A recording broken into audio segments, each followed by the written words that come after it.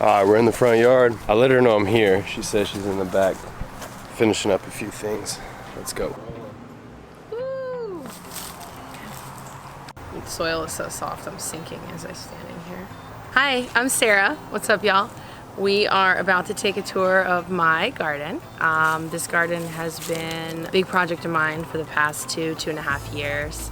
I'm a gardener, an herbalist, really into permaculture. Really just love the earth and love plants and everything to do with them. So I decided about 2 years ago that I wanted to get rid of all my grass and turn my yard into a jungle. And so I'm going to show you how my progress has been so far. Started with my family. You know, I was a Girl Scout growing up, so I was like always involved with nature, always out in it, always camping, camped a lot with my family.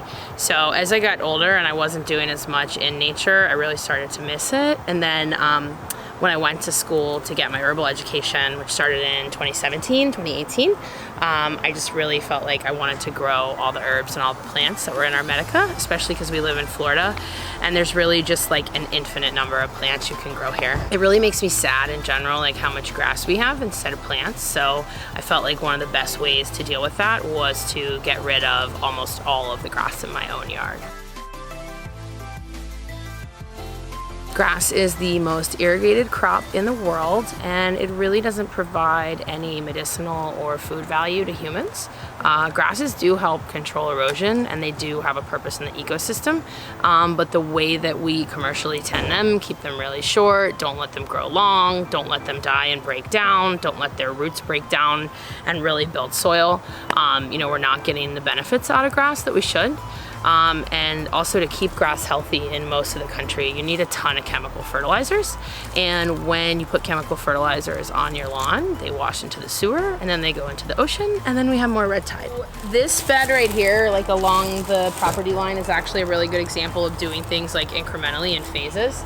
So what I did here is I first started with, I just took a shovel, combination of like a flat shovel and a pointed shovel, and I dug like 1 or 2 shovelfuls deep, flipped all the dirt upside down. I really didn't remove anything whatsoever. I just flipped the soil so that the grass would die. And in the process, again, you're getting the organic matter from the green parts of the grass, as well as all of the nutrients and the things that are in the roots of the grass breaking down and going right back into the soil. And then once I finished that step, I added cardboard, few layers thick. Like, you think it's thick, you should make it even thicker because Florida weeds break through anything. So I did a couple layers of cardboard, watered that in really good, and then I just mulched the whole thing. So you can get the double ground mulch from the city. It's really awesome, get it delivered. But basically I put like 6-8 inches of mulch all the way along this whole property and just let it sit for a few months. And once that was nice and broken down, I literally just started cutting holes in the mulch and the cardboard with my shovel and planting right in. Florida's really hot. We go through long periods where we get very little rain. So the mulch is going to keep your soil cooler, keep your soil moist. And as mulch breaks down, it's mostly trees, bushes, organic matter, right? So as that's breaking down, it's putting carbon and other nutrients back into the soil. And mulch and organic matter that you put on the ground is actually trapping carbon from the atmosphere. So it's helping reduce CO2 as well. So even if you literally just covered your entire grass in mulch and lots of mulch, you would have a better effect on the environment than just having the grass. This front bed right here, I really wanted to do a really low maintenance perimeter, but also bring in a lot of native insects and pollinators. So all the grasses in here are Florida native grasses. We've got muley grass, which is the tall guy. It's kind of blooming right now. And then Waxahachie grass. And what's really cool with these is they grow super fast. They require almost no water or maintenance, so they're really good for like the farthest place from your house, you know, those zones you don't get out to as much. Additionally, grasses pull up silica and other minerals that other plants don't. You know, when you're looking at a big grass like this, it's also got pretty deep roots usually, so it can be drought tolerant. And the deeper the roots, the more nutrients it's gonna pull out. So this is a really great way to chop and drop stuff in the other yard. So about every month or so, 6 weeks, when I'm worried my neighbors are gonna get mad at me for this being too overgrown, I chop it all back. And as you can see, I think this was chopped about 2-3 weeks ago. It was chopped to here, and we've already got this much growth. So, like I said, they grow super fast, so they're really good just giving you biomass to feed and fertilize the rest of the yard. The grass planter was its own planter to start, and I would definitely advise everybody to think about creating little islands as you do your project. So another gardener I love, I think it's his term, but islands of fertility. So creating small islands or planters, getting those down, and then creating other ones nearby. And as you master an area, then you start to bridge them. So like this was a planter by itself, and then I added on this long rectangular planter, and I just kind of planted in sections. So I thought of a design ahead of time, but I didn't really get too scientific with it. I just thought about, you know, I want a tree here, I want another tree in the middle, and one at the end, right? They're probably a little too close, but we'll see over time. One thing is, a lot of books will tell you, oh, plant trees 30, 50, this huge amount of space apart, and you can't really do that in suburban lots, so nor does that happen in nature. Good point. Yeah, and if you think about like syntropic principles, so like using syntropy, like everything working in concert with each other to build a healthier ecosystem, trees grow in big ass clumps, right? Like seeds fall, they all grow together, and the strongest ones survive. Also with planting close together, as you chop and drop, as you prune, as you cut things back around plants, every time you do that, the plants release growth hormones underneath the soil. And it's basically like as you prune something underground, the plants are releasing chemicals that are saying grow, grow, grow. So I think that helps a lot in just getting your system to build up faster too. So here we've got an overbearing mulberry. Mulberries in general are pretty forgiving. This one's not so happy right now. She's got a little fungusy thing going on. I do notice my mulberries seem to get that at least once every year. I rarely treat. Usually I'll just add compost and feed it. And once I give it some good food, it's kind of able to fight that off by itself. And mulberries will produce for you no matter what, but definitely get like a much juicier, sweeter, delicious mulberry if you feed it. And I found the mulberry is totally fine with you just like dumping straight cow manure on the ground, throwing some mulch over it, and it'll feed off that for months. No problem with getting burned either, which is really great because it's super low maintenance. Another thing I wanted to point out in here, there is a ton of it, longevity spinach. So what was it? Longevity spinach. So normally you'll see longevity spinach and people will tell you, oh, it's like a great ground cover, it's kind of vining, it stays low. Well, when it gets enough food and light and water and really gets established, it gets, 4 feet tall and it climbs your porterweed. I had to cut it off the mulberry tree. Like Heck yeah. Prove it.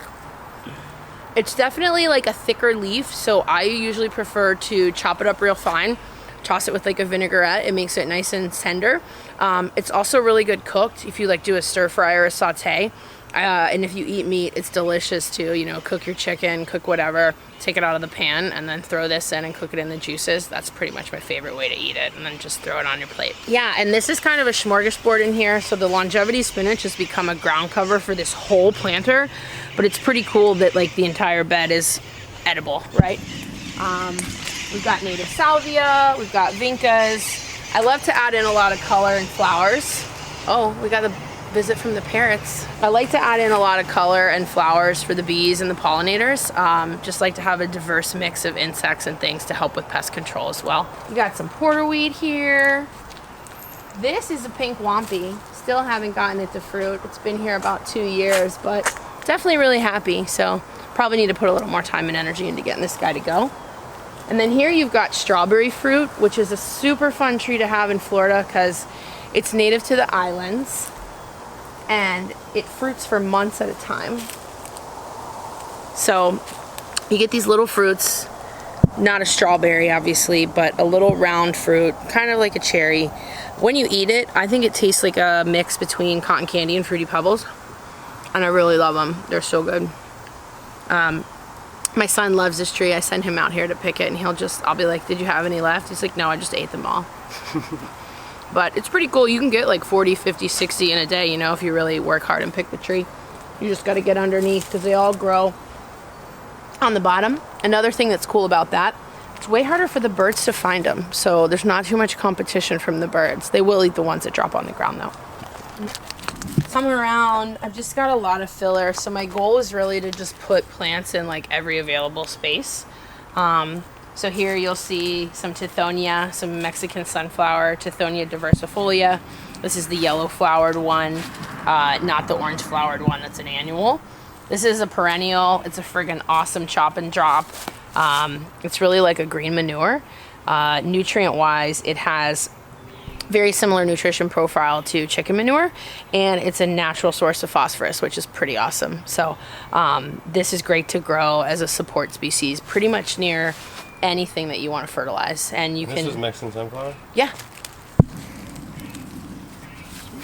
Mexican sunflower, and then we got some big old ones over there that need to be chopped. We might do that later. So around here we've got, you know, just a lot of times I do plant swaps and get gifts and trades, and every time I do that I just try to get stuff in as quick as I can. So you've got some little agaves here. Agave can be processed and used, but this will just be pretty. Got a lot of the native porterweed, the creeping one. That's another one the bees and the butterflies love. A lot of people don't know porterweed is edible, both the leaves and the flowers. Slight mushroomy taste. Not a ton of flavor, but another good green to mix in. You know, if you're doing a pesto or a salad, you can throw some of that in. And the purple flowers are really, really pretty in drinks and salads, so that's another good use for them. Here, there used to be a walkway between these planters, but the bee balm and the cranberry hibiscus decided they wanted to leave the planter. So we've got kind of a smorgasbord of flowers here. It's pretty fun to just sit on the stool here and watch all of the pollinators. Kind of love it. I don't know how well you see it on camera, but there's easy, you know, 30, 40, 50 insects just buzzing around these plants.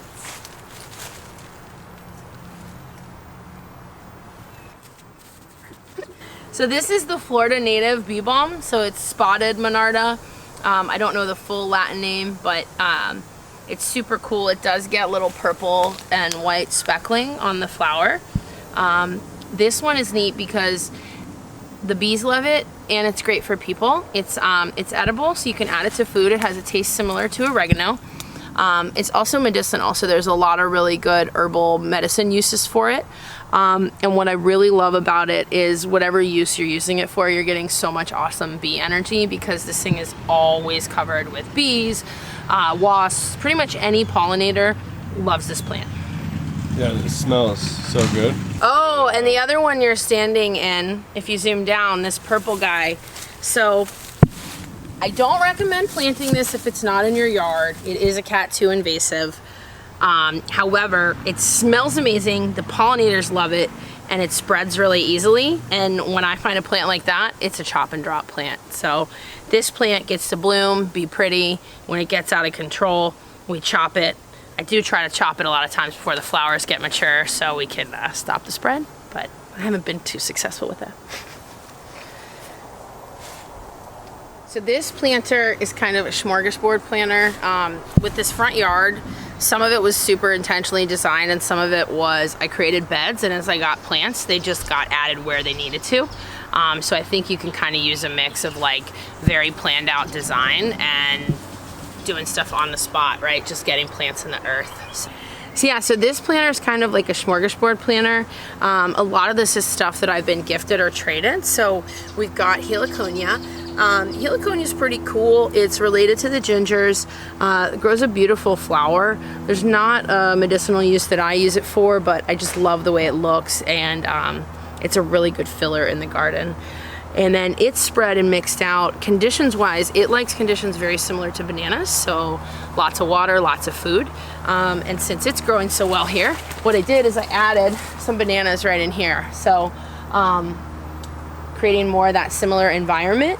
And then just as space fillers, you will see cassava all over the garden. This one's a little unhealthy, so I gotta figure out what's up with it. But these are great space fillers and they're survival food, right? So you put it in the ground and like 18 months later, you've got some really big edible starchy tubers that are super high calorie. And you kind of just forget about it. If you feed it, you love on it, it'll be extra happy, but it doesn't take much to stay alive. So it's a great starter plant. And then also in here, we've got the cranberry hibiscus. Most of these self-seeded from last year. Same with the bee balm or bee blossom. And then we got pigeon peas everywhere. So I throw seeds, I plant these. These are a great nitrogen fixer. if you let them go and produce beans, they're not fixing as much nitrogen because they're spending it on making the beans. But the beans are delicious, they're high protein, and you can grow a ton of them in Florida. So beans though, people think like, oh, I'll plant like 10 bean plants and I'll have enough beans. You need to plant like 100 bean plants. So I hope everyone that eats beans really appreciates people that grow them on a commercial scale, because you really have to grow a lot to get quantity. However, I'll get, 4, 5, 6 mason jars full of them just by popping plants in kind of as a filler in between. And then the other amazing use for pigeon pea is, like I said, it's a nitrogen fixer. So what I find best is let pigeon pea get 2-3 feet tall, and then chop it and throw all the greens that you chop back down as fertilizer, because you're going to give nitrogen with the green materials you cut off, as well as releasing nitrogen through the roots of the plant when it's cut. Similar to those growth hormones, nitrogen fixers will release nitrogen as well. So that's another way just to feed your plants and not add chemical fertilizer. All right, so this planter is mostly my natives planter. There are a few other things like the periwinkle in here that I've just added that pot because it's another flower that the pollinators love. But we've got the native bee balm. We've got Florida native goldenrod.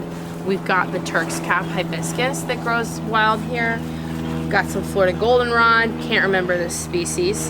Got black-eyed Susans. And really the way that I created this planter is I dug up the dirt, I weeded most of the planter, and then I bought 10 packs of seeds. I shook them up in a bowl of dirt and I threw them everywhere.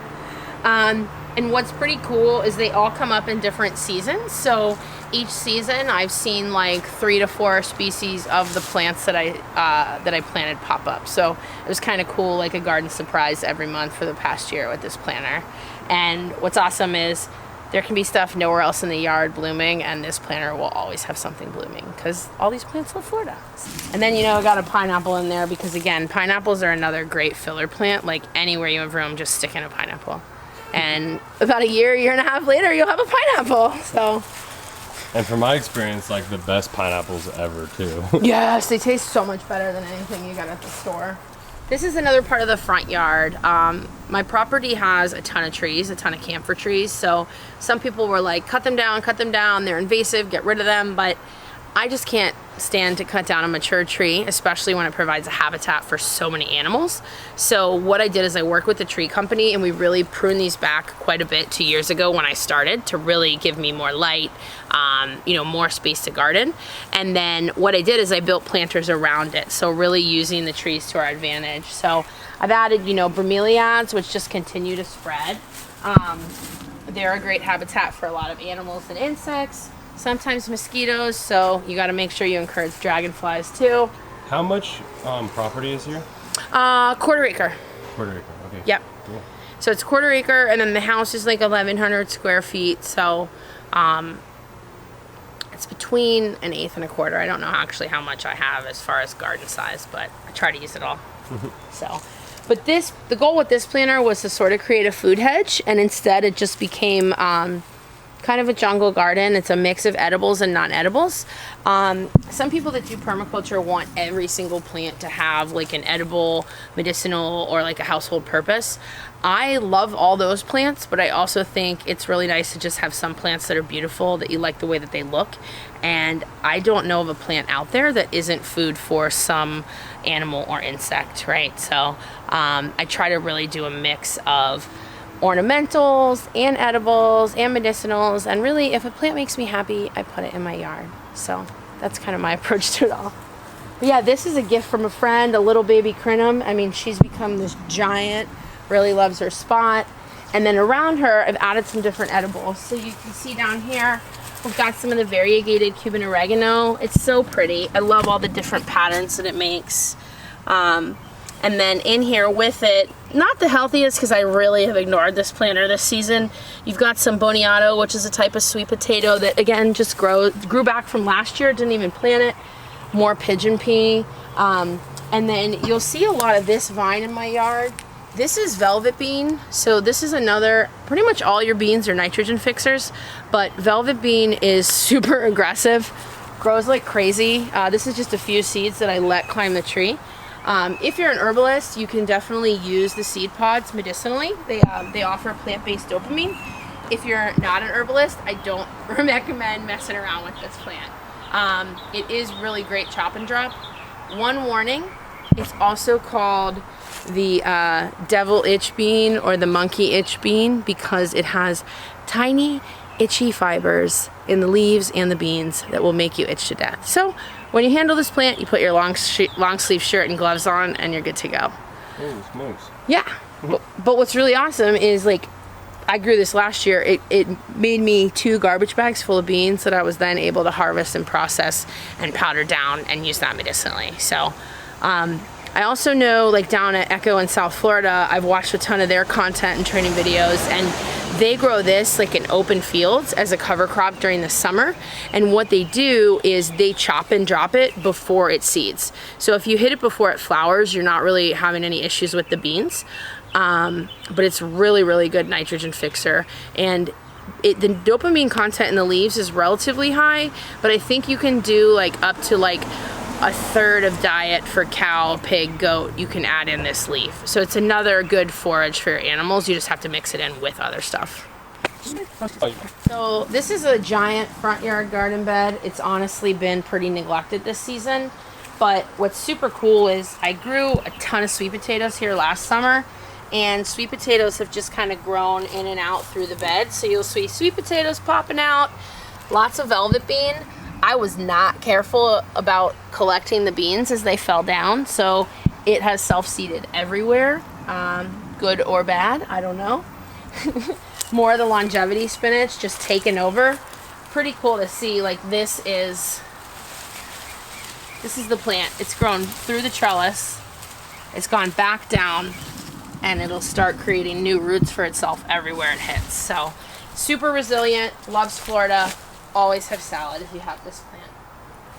We got some really, really leggy Chinese lantern hibiscus. Leggy or not, they are amazing and beautiful. If you don't have pets and hummingbirds come visit you, this is an amazing hummingbird plant. Flower hangs down like this, hummingbird's able to come in and get it. So we're sort of on the other side of the front yard. Almost all the way west, and this is another planter that just has a lot of flowering stuff. So as you guys saw on the far edge, I had grasses, which is a great pollinator habitat, and behind that Florida natives. And then on the west side of the property, I'm also adding in another bed of flowers to bring in more pollinators for everything else, because if we're not getting pollination, we're not getting fruit, we're not getting vegetables, right? So in this planter, again, mix of natives and mix of other plants, but got this purple guy whose name I can never remember, shrimp plant, got a snow bush that'll become kind of a real cool bush slash tree, more velvet bean because it's seeding everywhere. I got a love for hibiscus, so although they're covered by other things. And then we've also got a few of these gigantic upright porterweeds. This guy got probably a 3-foot haircut a month ago, and he's back. These grow relentlessly in summer, and you can propagate from cuttings. They're the non-native variety, but they are just so amazing for the pollinators. I mean, this is like the bee balm, where all these stakes become flowers, and you'll see 20, 30 insects on one plant. Let's go to the west side here. So this is the west line of my property. There used to be this like crazy hedge that just was dying. So we had a really fun day, pulled that hedge out with my friend's truck, and then we built this bed. So similar to the other side of the yard, I did this in phases. So first, tore everything up, turned the soil upside down, cardboard, mulch. And actually with this one, I didn't have like city mulch. So I just threw all of my lawn clippings, bags of leaves, and just piled it. Once it was like 7-8 inches deep, then I started planting in it. And this bed was an experiment. I did like no amendment other than chop and drop. So this bed has chop and drop and drip, and I don't give it any other feed, fertilizer, anything.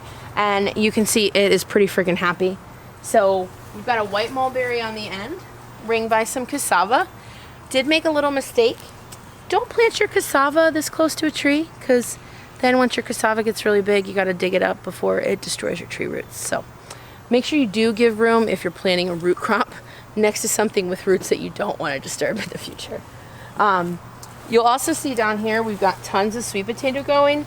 And again, not really growing this to eat. We'll happily eat the leaves and the potatoes, you know, as they come up, but this is just really a really good ground cover. So if we think about mulch, mulch can be something that's like chopped up trees, right? And stuff you chop and drop, or it can also be green mulch, right? It can be living mulch. So if you think about permaculture where you've got like a ground cover and you've got a tall layer and a middle layer, those things can shade each other, and that ground cover can shade the soil and cool it down. So another way to mulch with a living thing, and it can grow and keep growing, and you don't have to continually add to it. So and then here we've got, you know, a cassava mountain.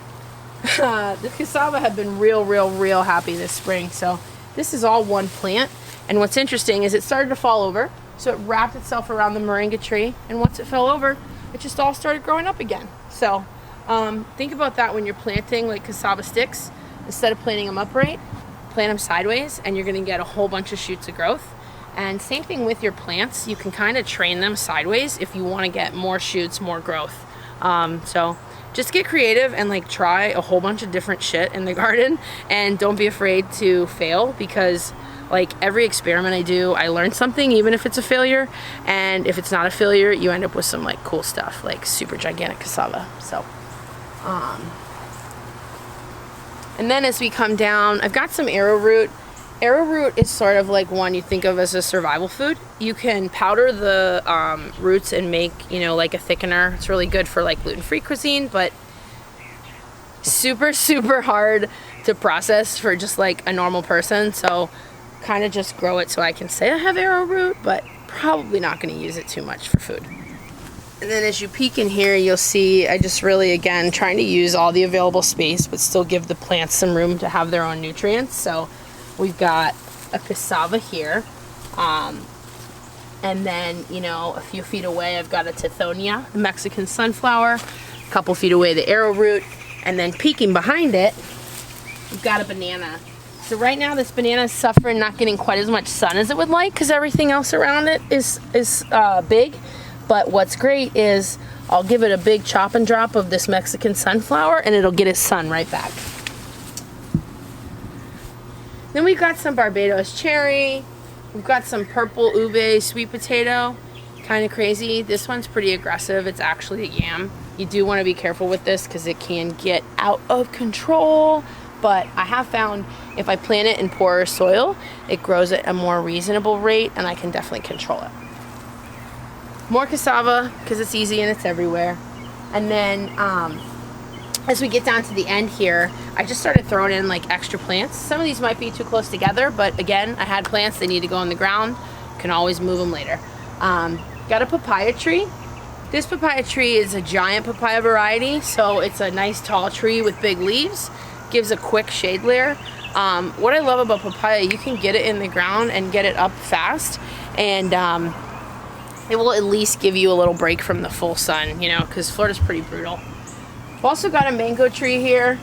This one, obviously mangoes get huge, so this is one that will pollard. I'll keep this at about like 10 feet tall. So I just continually prune this back to keep it a nice little small shape. So I won't get as much fruit as a giant tree, but I'll actually be able to pick it and harvest it and get to it, you know, just with a basic ladder. And then we've got a Moringa here. We tried really hard to keep this Moringa small. It was not having it. You'll see it's got two trunks because I pruned it so many times. It was like, well, if you're gonna keep cutting the first trunk, I'll grow another one. So we let it go tall. And you can also see up there, it definitely needs some food, but it's like heavy, hardcore into seed production right now. And the seed pods are awesome. They're like this big.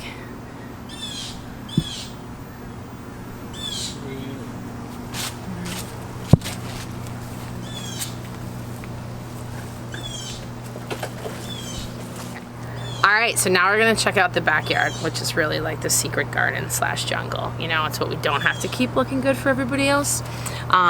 This side yard is pretty awesome. We're about to trellis or do a tunnel over the top because the vines are getting out of control. This is blue sky vine, Thunbergia grandifolia. So, or also called thunder vine or Thor vine. Pretty awesome. I don't know if it has any medicinal uses, but I love this plant and its energy. love these giant flowers. You know, the big black bees that love the Moringa, they also love this. So having it right next to the Moringa, they just like bounce back and forth, like super happy. So, and those big black ones never sting you. So I love having them in the garden. They just hang out. And then on the other side, we've got the most gigantic, happiest passion vine ever. This is the Passiflora incarnata. So it's both food and medicine. And this is awesome. You can make tea with the leaves, you can put them in your bath, and they stop circular thinking. They also help you go to sleep if you are like all stuck in your head and everything's going round and round and round and round. This stops it. And what's kind of cool is like from a doctrine of signatures perspective, so like looking like something that's gonna help, it's got all these little tiny, tightly wound strings, right? Like that's how it grabs onto things, is it gets wound real tight and wraps itself up. So it's kind of amazing that the medicine this plant gives you is the opposite, right? It takes it from when you're all wound up and stuck in your head, and it just relaxes you and helps you unwind so you can chill out. So I love having this plant grow. And as we walk back here, you'll see we've got a massive passion flower banana clump. So we added one banana and one small passion flower a little over a year ago, last May, and it has now become this. So probably close to 12 bananas at the last time I counted, and this is all one passion fruit. We haven't been able to prune these bananas back as much because the passion vine is literally made at its trellis, but they're just so happy together. And the reason they love this spot is because this is where the air conditioner drains. So they get a constant slow drip of water. And it's just kind of amazing to see without like a lot of other chemical fertilizers, without a lot of other organic matter added, just letting nature take its course and making sure they have steady water, plants go crazy. So there's so much to think about, and just consistent, steady water for your plants will do like amazing things for it. And that's usually what I look at before I start to do any other interventions with my plants. Like, is it really truly getting enough water? Basically, this side's also all viney. We've got more of the blue sky vine. We've also got some of the native morning glories popping up, so that's kind of cool. They just weave their way in. And then as we come farther back, more bananas, trying to fill this whole side up with bananas. And then we've got this other cool plant. Will saw this one the last time he was here. First thing, not weed, even though it looks like weed. This is Knopf, so it's Hibiscus Cannabinois. It's actually a cross between hibiscus and hemp. If you've had cranberry hibiscus before, you'll kind of know the taste of this. Also tastes similar to the Roselle hibiscus, the one that's grown for leaf. So this is really nice. You can add it to a salad, you can add it to a smoothie, you can just have a little snack in the garden, which is my favorite thing to do. I really want to do more research on this plant because it's got to have CBD in it, because it always makes me calm and chilled out, and it's half hemp. So did I give you a plant of this last time? Like a whole plant? Okay. Yeah, now I have like 3 grown in the yard. Hell yeah. I love it. And also what's cool is when you grow stuff together, it competes and it gets bigger. So this is the Knopf. That's Mexican sunflower. I cut these less than a month ago. Within a month, with our rainfall right now, they've grown over 5 feet. Pretty freaking cool, huh? And then as we get back here, you'll see again, you know, sweet potato popping out. I stick sweet potato cuttings everywhere because why not? Just have ground cover, have food. Got some Coleus. Coleus, to me, I love Coleus, all the colors, all the shapes. It's just one that it makes everybody happy to see it. And I swear this plant is constantly changing based on light, based on water, based on how much rain. It gives you a different show every few weeks. So I love that about it. Got some Brazilian red cloak, getting way too much sun. We're really hoping that's going to be happy once I put the vine tunnel up. As we come into the backyard, I think a lot of you guys that do permaculture, you probably know chaya. You know, they call it tree spinach. Most of the time people have it, it's kind of a shrub, kind of a bush. Well, this chaya decided it really wanted to be a tree. So this is our chaya tree. You can cut leaves off and cook it, or I just let her keep getting bigger. And this is a native to Florida. It puts off the white flowers, and all the time it's covered in butterflies. I love that about this tree. We do have to be careful though, because she likes to come down, and then we've got some Seminole Rose, Cherokee Rose, that is a lovely climbing rose, but she'll get all wrapped up and get you.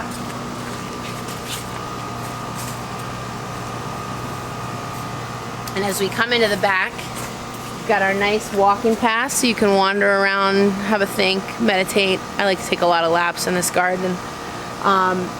And then it opens up into different areas. We've got kind of a gathering area in the middle, because gathering in community is super important. You always want to have that space. Got our fire circle and fire pit. And then just got lots of different little islands of fertility, little ecosystems set up within the yard. So let's go check out some more. So right here is beautyberry. This is a Florida native. It's actually getting so heavy with berries, the whole plant is just starting to fall over.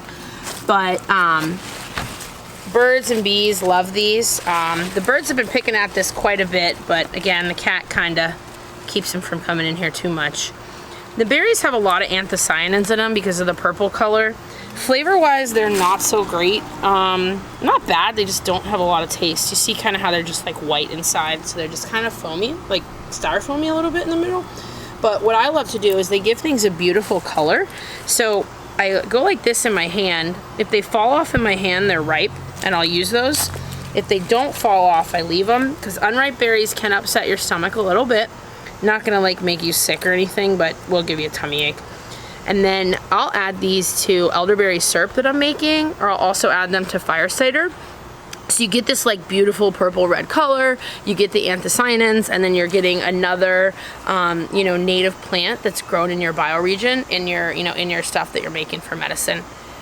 And talking about bioregions, because you're probably like, what the hell is she talking about? Growing things and eating them from your local bioregion, you're getting the local, the local biome, right? So you're getting like the bacteria and the fungi and all that stuff in the food that's adapted to the exact same place that you live, right? So that's gonna be so much better for your gut and your body and help you digest and assimilate nutrients just a little bit easier. So always something cool to think about, and another reason why you should grow your own food. All right, now I'm gonna eat some of these.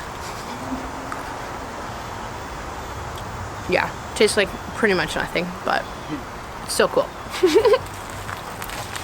And then this plant growing all over the yard.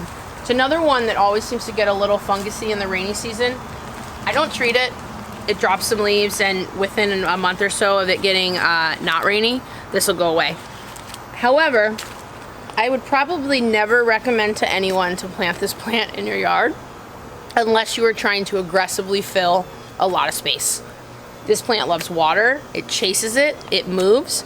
I had 2 of these plants, I now probably have about 300. So you really do have to pay attention and observe, and if something is getting out of control, you have to act on it, right? Because I've let this one go for a little while, and now I have a lot of plants that I need to dig up if I want to tame this back.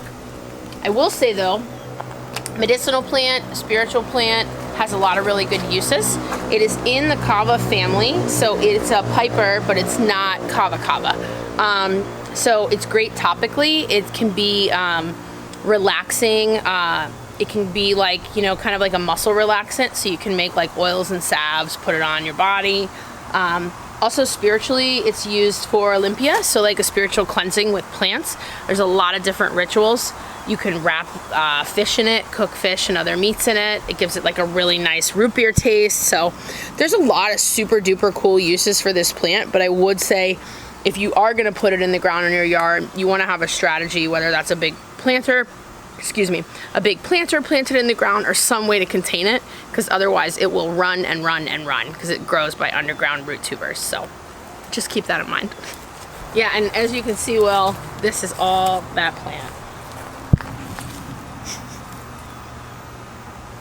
So great at filling an area, whether you want it to or not. Come on into the jungle. What do we got here? So we have a plant that does not like our summers right here, but this is one of my favorite plants. So this is Boldo. A lot of people call it toilet paper plant. Great one to go grow by a compost toilet. What you can't see in the video is this is like so soft. It just feels good. And it smells amazing.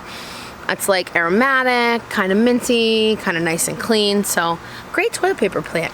However, I love this plant because it's also has medicinal uses. So you can grind up the leaves and drink them, or make a tea with them. So really good for like if you've overindulged, whether that's like food or drink, you know, you just kind of like tax your liver and your gallbladder and it needs a little reset. It's got a lot of bitter in it, so it's really like stimulating that digestion, stimulating bile. So that's kind of the mechanisms of how it works, but it's also just a beautiful plant, and this blooms in the winter and it gets these huge long purple stalks like a Coleus, because it's in the Coleus family, and the smell it puts off is amazing. Like you can smell it like 5-10 feet away. So I think even just in its like natural state, when it's putting off that scent, it's like medicine just from the smell. It's so good.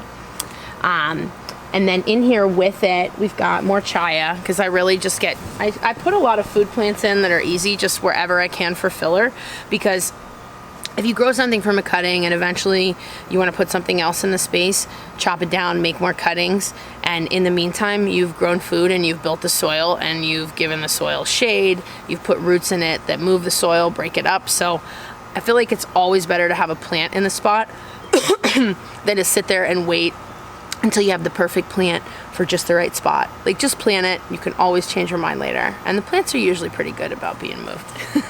Sometimes really not though. Once in a while you get those really finicky ones. And then this is a wild lime tree. So this is funny, she came here from my friend Tassila. We call her Prickly Bitch because you can see wild lime has reverse spikes. So the thorns are not only really sharp, but they're curved away from you.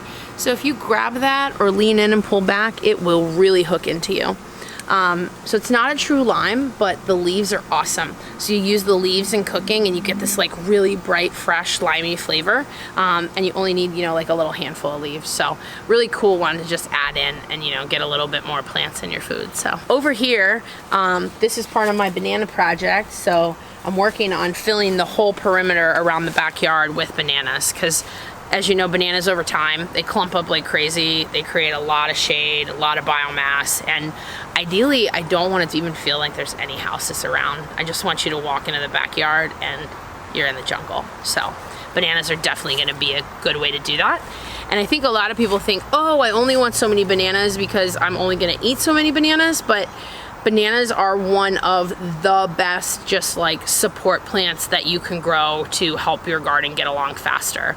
Because like papaya, banana's gonna shoot up really fast. It throws huge leaves unless it's a dwarf variety, and it's creating shade, it's cooling the garden off, it's creating a whole little micro ecosystem around it.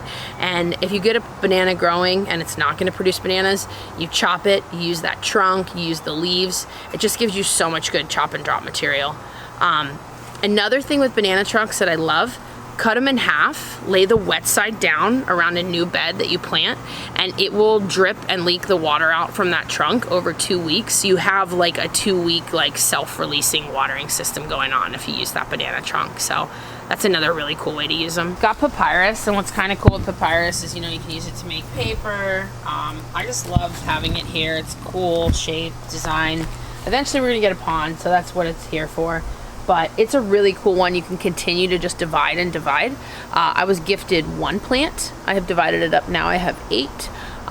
So it's a really cool one that once you get it in the ground, it will spread and fill in an area, especially if you're trying to sort of recreate, you know, like a mix of grasses and water-loving plants, like on the edge of a little pond or something.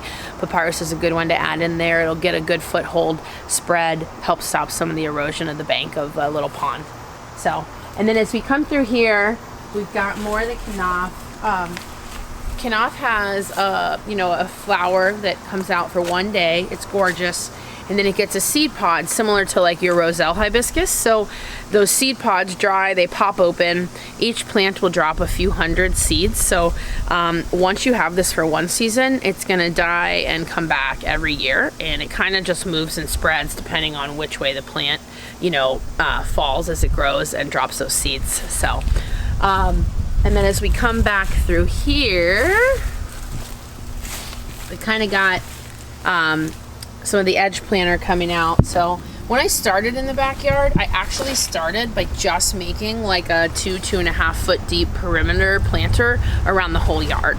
And I was like, okay, I'm gonna add this planter first. once I add that, you know, then I'll do more. And what I did is I looked on Facebook Marketplace like obsessively for a while. Like I'd be sitting there, you know, just watching TV or chilling, and I would go on Facebook Marketplace and I'd look for bricks. And I was able to get tons of patio bricks and pavers, probably like 4 or 5 carloads. A lot of labor to go pick them up, but totally free otherwise. And I used that to edge out my whole bed. So as I did that, I would, you know, get maybe enough for like 20 feet. I'd put 20 feet of bricks. I'd add enough dirt and mulch. I'd plant it. And, you know, over like 4 months, I did probably like 300 or 400, you know, feet of the fence length. So, you know, instead of thinking about it as like this giant insurmountable project that you can't even tackle or don't know where to start, like just do a little bit, right? So like, oh, I want to do something that goes around the whole yard. Okay, like let's try to get 20 feet of it done this weekend. So I kind of just try to think about like bite-sized chunks, like what could I do in a weekend or what could I do in a day, and try to approach like building the whole garden like that, because otherwise you just get like so mentally overwhelmed that you don't plant and you don't do anything and you stress out. And nature is much happier if you just put plants in the ground. Like they'll figure a lot of it out. They'll show you if they're happy. If not, you adjust, you adapt, you figure it out. So behind me, we've got bananas. So got these bananas planted in a ring. If I did this over, I would definitely plant them farther apart, but this was the first banana circle I ever did. So there's 4 different species. Again, wouldn't put 4 different species all in one circle. I'd probably just do one, spread them out more. But with these, they've gotten so big, we'll see if they're gonna fruit or not, but at a minimum, they're shooting up tons and tons of pups. So as the pups come up, what I'll do is I'll separate those pups. You can see these are getting to a nice size, so they're probably about ready to be separated. Once I know I can get a good piece of the root corm to take off, I'll remove these from the mom and I'll plant them other places in the yard. So that'll allow me to continue to spread these bananas out, kind of fix my mistake over time, and not stop the growth cycle of any of these. And then you'll see what's in here with it. That Mexican sunflower, that Tithonia Diversifolia again. The composition of this chemically and the nutrients that are in it, really awesome for bananas. So definitely stick a bunch of cuttings of this around your bananas, and then every time you chop and drop it, take some of the thick stems and stick them back in. So I really don't feel like the bananas can have enough food. So as much chop and drop as you can feed them, as much compost. Another great thing with bananas, dig a big pit in the middle before you start, like a big, huge pit, and just throw all your compost scraps in there.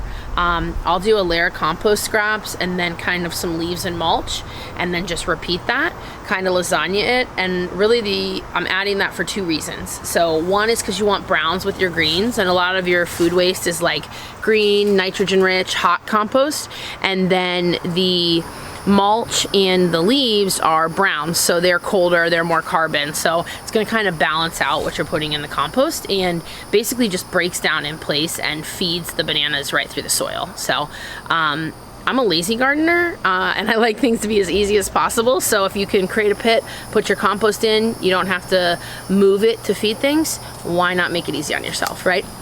And then in this back corner, I like lots of like little meandering paths and little secret areas you can go and sit and think, or just kind of wander around. So we've got a little path that goes through here. And the plants are going crazy. And as you come through, we got lots of different edibles. So we got Loquat hanging out here by the fence with its fuzzy leaves.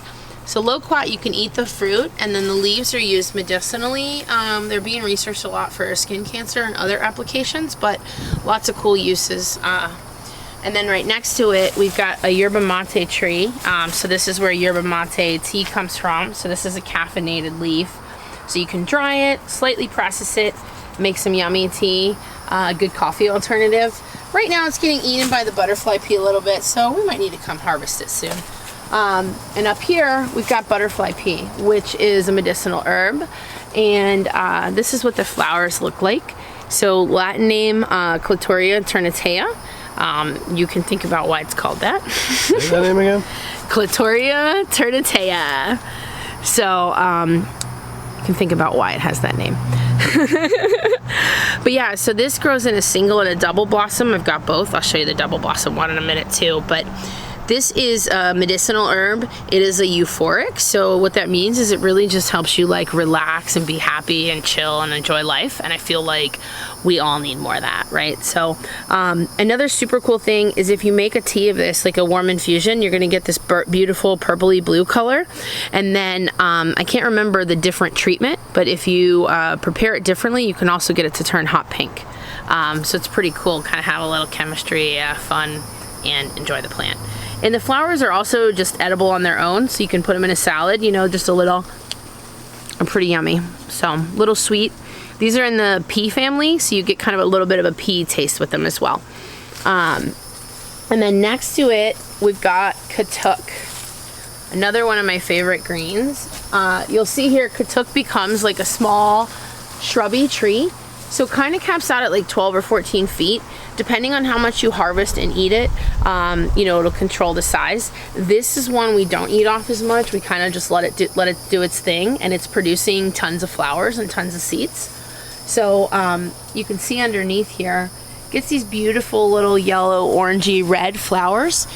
You can put these flowers in a salad or, you know, in a drink too. I love to just harvest the little flowers and use them. It's like something really pretty and beautiful and make your food a little special. And again, this one has a pea-like taste.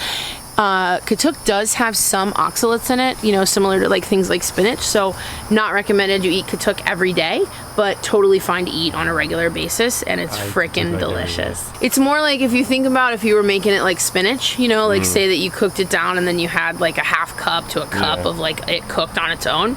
That's where you're really gonna get like more oxalates. But just grabbing a couple leaves, throwing it in your smoothie, or you know, using a handful in something you're cooking, totally fine to do that.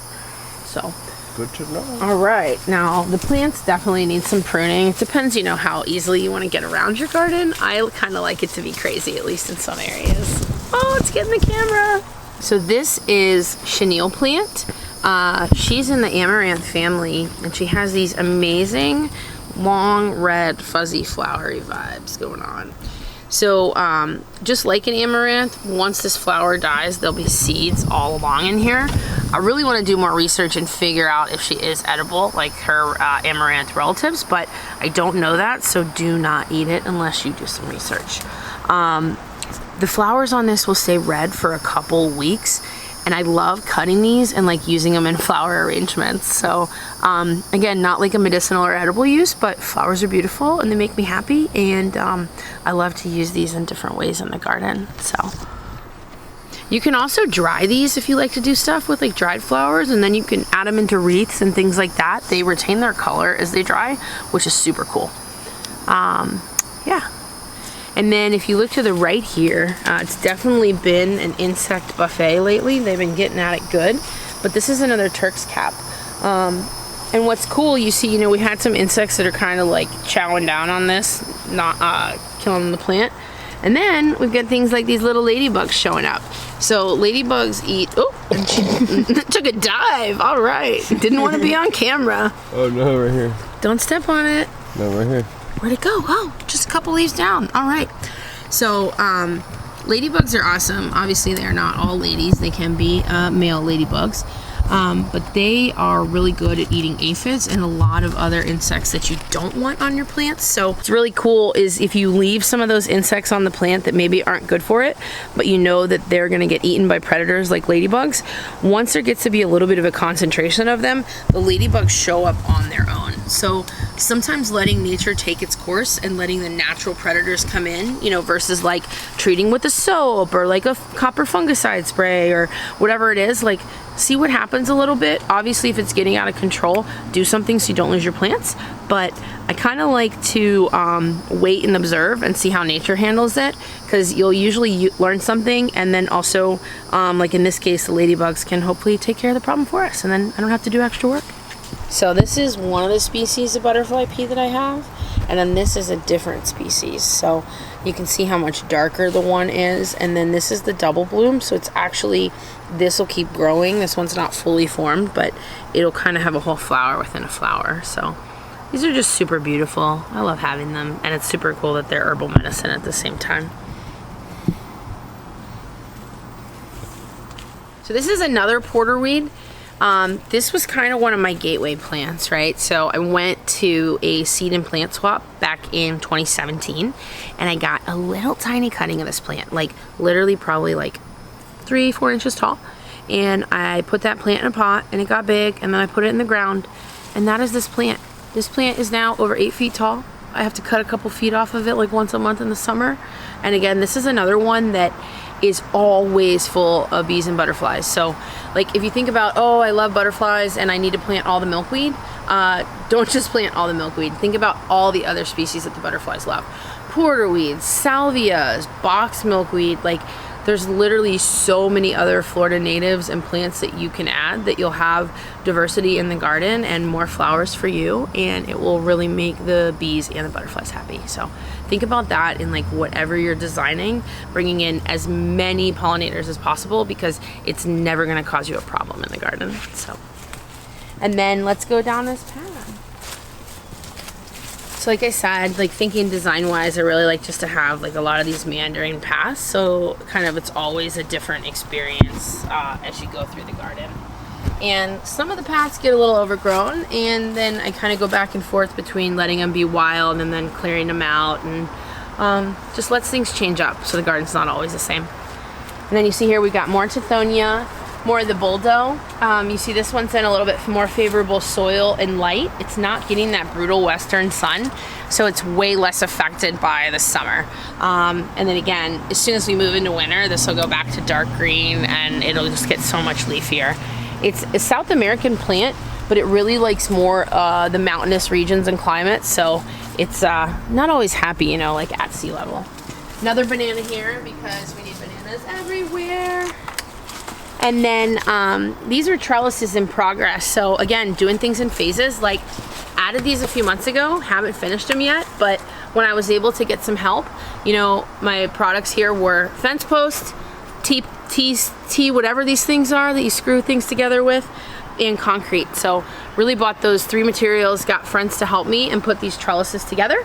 And then the next phase will be to add the metal. So think incrementally too, right? Like don't get discouraged that you can't get a whole project done all at once. You know, get a first phase done, wait a month or two till you have some more money, and then do the next phase. Because I feel like it's always better to make a little bit of progress than to sit and wait until you have everything ready that you need, because you'll kind of just be waiting forever.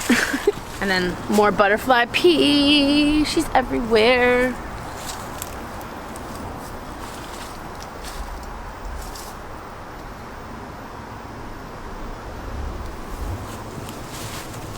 And then as we come through the path, we've got this gigantic canaf. She just grew in the middle of the path and I left her there because she's really happy. This is an annual. It'll die back once it gets cold, so I figure we just let it grow where it wants to be. And it's really awesome. Every time you walk by, you get a snack. This is a moringa I grew from seed. So looking at this moringa, all the older leaves are yellow, and it's definitely got a nutrient imbalance. Usually when the old leaves get yellow like this, it's magnesium. And if you think about most of the soil in the United States, it's depleted in magnesium, right? We haven't rebuilt our topsoil. We have let it erode for a long time. And one of the things we've lost almost all of is magnesium. So as far as supplementing and adding nutrients to your garden, magnesium is one that pretty much everyone needs to add. And if you look at it like from a health perspective, most people are deficient in magnesium, and magnesium is awesome. Like helps with smooth bowel contractions, helps with like kind of all your muscles and tissues. So if you're like really tight and all wound up and you can't get things to relax, you probably need some magnesium, and that applies like everywhere in your body. So when you're gardening, like it's awesome to just use compost, never add any nutrients, but like sometimes you need to think about like, is the food I'm growing actually healthy, right? So when I see something like this, I know I need to feed this, and an easy source of magnesium is Epsom salts, right? So we can get a natural salt-based magnesium. Just do a little research, make sure you add the right amount of Epsom salts, because too much salt is not good for plants either, but it's a nice natural way to add to it. So we'll definitely have to treat this moringa like that soon. And then as you see around the moringa, it's a lot of the same plants that pop up other places in the yard. Chaya, because I have it, I can stick it in anywhere. Coleus, because they're a beautiful color. They grow anywhere, they're low maintenance. sumac tree because I got it from a friend and it's a Florida native. I don't know where I want to put it yet, so I throw it in a giant pot, right? It can grow, it can get bigger, and I don't have to make a decision right away, but I can still, you know, nurture that plant and get it on its path. So, and then in here we've got, you know, kind of a mix. This is Eclipta. It's a Chinese herb in the mint family. It's a Lamiaceae, which is mint family, and the way you can tell that on a plant is if it has a square stem. So, like this plant, you can see, you know, flat, flat, flat on each side. And when you feel it with your hand, you know, it feels like it feels like a little square. So at a minimum, just knowing that, you can know, okay, it's Lamiaceae, which is mint family. So just a cool little bit of botany to help you start to kind of make the connection between related plants and help guide you a little farther on, you know, can I eat this plant or is it gonna make me sick? So always good to know your botany and like those key characteristics for identification. So we've got herbs, we've got more of the native bee balm, you know, and we've got longevity spinach. So honestly, it's like I said, whenever I have extra, I'm just putting it in anywhere because I just want as much green matter in the earth, because if I don't use it for food, if I don't use it for fertilizer, it's gonna grow, die, break down, and just continue to build the soil and help with, you know, creating a more diverse ecosystem. And then as we get in here, you know, again, just kind of popping things in where we can. Got a little guanabana baby that I grew from seed. Definitely not gonna have enough room to grow here long term, but we'll grow it, we'll see how it progresses, and we'll see if it needs a new spot. Got some mulberry, I just stuck a cutting in the ground, got that growing. What's cool with mulberry, this one's starting to turn into a tree, but what I'll do is I'll probably top this down to like here, back to just a little stick. And if I keep chopping and chopping and chopping this, it'll train this to grow into a little bush. So if you think about the old nursery rhyme, you know, all around the mulberry bush, the monkey chased the weasel, you just have to train the mulberry tree into a mulberry bush, and then you can have your own mulberry bush.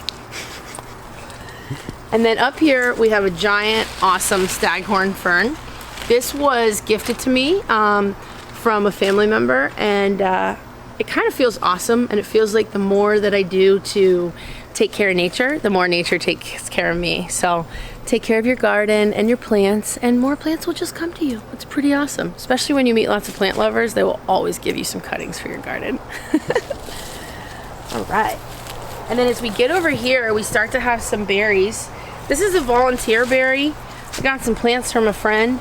I think this is a berry from her land. You know, she had beautiful soil. So we'll let this grow. We'll see what happens. Cool thing with raspberries and most of your blueberries is all the leaves are medicinal. So raspberry leaves are astringent. They're good for a lot of like female issues, good for tonifying things. So even if raspberries don't produce fruit for you, the leaves can still be a really good benefit. And in Florida, we kind of all get like hot and moist and kind of bogged down when it gets, you know, hot and moist outside.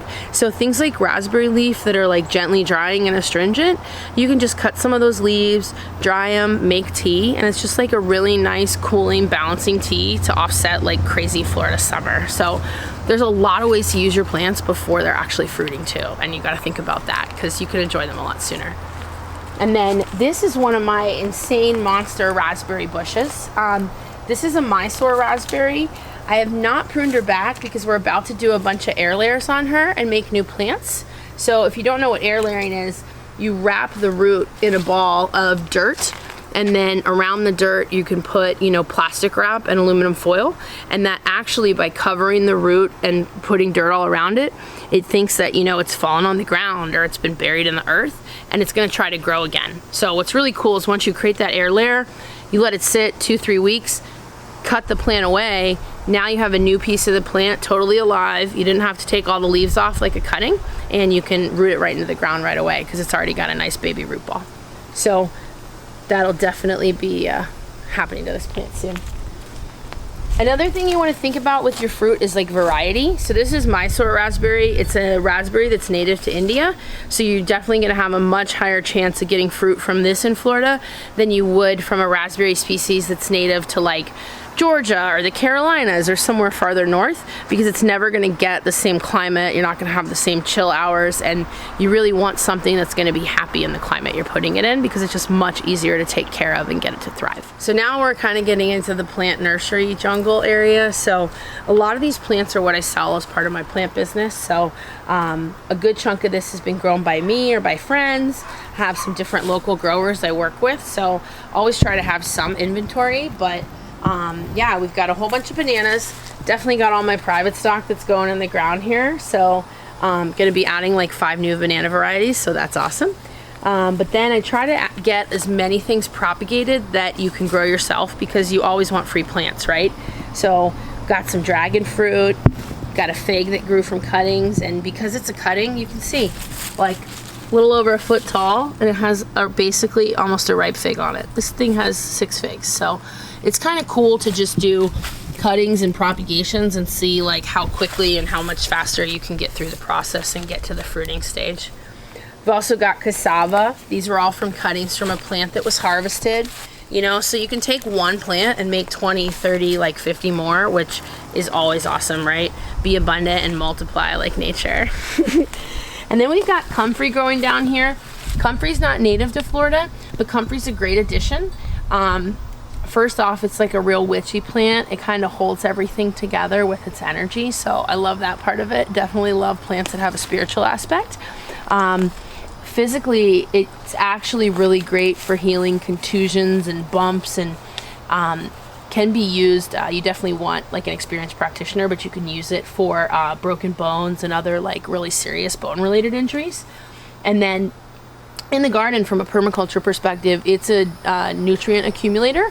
So it has a big taproot. It doesn't go as deep in Florida, but it does pull a ton of nutrients, and all the different chemicals and constituents that are in it actually make it a great rooting hormone. So if you've got comfrey growing and you're gonna do a potting up some new plants, potting up some cuttings, what you can do is chop up a bunch of those comfrey leaves, mix them in your water, let it sit for like an hour, and then water all the cuttings in with that, and you'll get much better root generation on those cuttings a lot faster. And then do that every couple days. Okay. So many plants. And you know, just like as I look through here, I see so many of these just are all from plants I already have in my garden, and it just makes me so happy to make more plants. This cool thing about that is, right, it's like, okay, I have 5 more to plant in my yard, and then I can, you know, give 10 to my friends, and now I have like 10 more people gardening. And maybe you give somebody like their first plant and you're like, it's a cutting, it doesn't matter if it dies, just try it. And then maybe you start somebody on the gardening path. Yeah, and so as we go back here, we've just got lots of like hodgepodge setup, but really just try to work with materials as I have as I set up the nursery, you know, so old 2x4s underneath are not, you know, nice long ones. Cheap sawhorses, some were gifted to me, some were people were getting rid of. But basically, you just set up an inexpensive plant table, right? Like, you don't need to go buy fancy setup. You don't have to have, you know, a lot of tools and equipment. Just put something together, see if it works. If it doesn't, adjust. And then this year, you know, got a bunch of cinder blocks for free, got some wood for cheap. Now I have myself a potting table / another plant shelf, right? So yeah, lots of ways to be creative in the garden and do what you want and not spend a ton of money. And then as we get back here, you know, I gotta know what that is. You also need some fun in the garden. So obviously we were all at home for a long time during COVID, so we built an axe throwing like area. So basically just got a bunch of boards, nailed them together, added a little spray paint. Where are you at? Where am I at? Yeah. I am at a banana, I'm inside the banana shower in the making. So this is a project where we kind of started with the end in mind, but it's not totally done. So I got a lot of free bananas last summer, and what I thought about is what's the best way to get them to grow. And bananas love food and love water. So what we did is we picked an area real close to the house where we can, 1, divert water from the rain barrels, and 2, there's plumbing access to the house. So next step in this project is to install an outdoor shower right here in the center of the banana pit. So what that'll do is literally every drop of water from the shower goes right back down to water these bananas. Bananas love about 100 inches of rain a year, so even with all the rain we get, we don't always get that much. So setting up a shower, again, reuses the water, recycles it. Bananas are able to handle it as long as you're not using any, you know, crazy chemicals in your shower, and lets them grow a lot faster. So just another way to kind of think about what resources we can reuse. And in addition to that, we've got more of the Mexican sunflower growing in here. In the meantime, I've planted some of the edible yams that climb in our crazy vines. So as this is growing, I'm just letting this stuff vine everywhere. As fall comes, I'll probably dig out 30-40 pounds of yam tubers from this banana circle. And again, no effort to me other than pruning the vine back if it starts to strangle a plant. That's really about all we have to do here. So and then I just mix in, you know, a lot of other chop and drop plants. I added things like aloe that, you know, don't mind the water next to the bananas. And then kind of adding in other pots, you know, that maybe I don't know if they like it here. Testing them out, seeing what works. Right now we've got all the patchouli trees tucked in here because they don't really like to be in the ground, but they love the shade and the temperature, the cooler temp that the bananas create. So this is the last part of the yard, and just wanted to highlight the water system we've set up. So I had to get a new roof last summer, and as part of that, I got a bunch of the IBC totes to store rain. So we've got 4 of the 275-gallon totes, so that gives us capacity to store a ton of water, and we've set them up as close to the house as we can so that we don't have to really worry as much about them tipping over. So you can see they're elevated. We put them on cinder blocks to help give us some more pressure from gravity, and then I worked with the rain gutter company to help me design a setup. So they shot the gutters straight into the leaf feeders that are on top, and this gives us you know, a water supply when it's not raining. And what's great is since it rains so fast and so heavy in Florida, I mean, these are filled up in like 20 minutes with a good storm. So you need to make sure you have overflows because they can get full super fast and want to fall over. And then another thing to think about with them is setting up drip irrigation so you can use all that water without having to schlep buckets over everywhere. Right now I've been doing the schlep and bucket method, and it is definitely a good workout. So drip will be coming soon. That's really all I got to show you guys today. So I really hope you enjoyed my garden tour. I love my garden. I think if you don't garden, you should start gardening, whether you have a porch or a yard or an apartment or whatever it is. And even if it's one plant, like, just do it, because plants are awesome and they'll make your life better. And don't be afraid to try different things, because you learn so much, even in the failure. I'm on Facebook and Instagram. It's Edible Eden FL, short for Florida. I do have a YouTube channel set up, but we don't really have any videos yet. So hoping to be getting content out there soon, but definitely give us a follow on Facebook or Instagram. And again, it's Edible Eden FL. And I'm Sarah, and it was so nice to meet all of you guys.